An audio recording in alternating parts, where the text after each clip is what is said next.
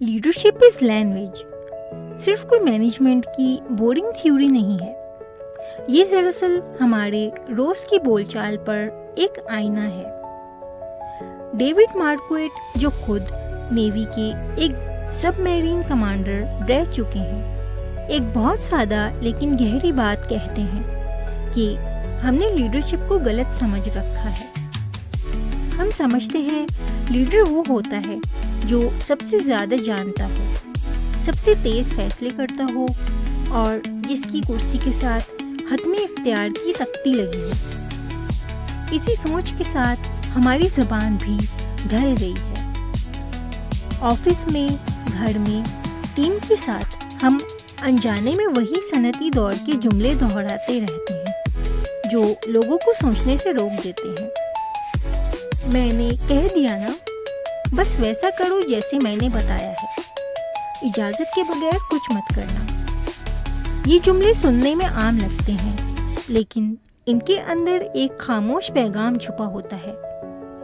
تمہارا دماغ استعمال کرنے کی ضرورت نہیں، بس ہاتھ چلاؤ، اور یہیں سے سارا مسئلہ شروع ہوتا ہے. تصویر کے اوپر لکھا ہوا وہ جملہ اسی طرف اشارہ کرتا ہے کہ جب پرانی کنٹرول والی زبان نئے دور کی تخلیقی ٹیموں سے ٹکراتی ہے تو نقصان نظر نہیں آتا، مگر ہوتا بہت بڑا ہے. ٹیمیں آہستہ آہستہ بے دل ہو جاتی ہیں. لوگ میٹنگ میں بیٹھ کر بھی ذہنی طور پر غیر حاضر رہتے ہیں. کوئی نیا آئیڈیا دینے سے پہلے 10 بار سوچتے ہیں کہ کہیں باس کو برا نہ لگ جائے. انوویشن کا گلا گھٹ جاتا ہے اور ہم حیران ہوتے ہیں کہ ہماری ٹیم میں جذبہ کیوں نہیں ہے.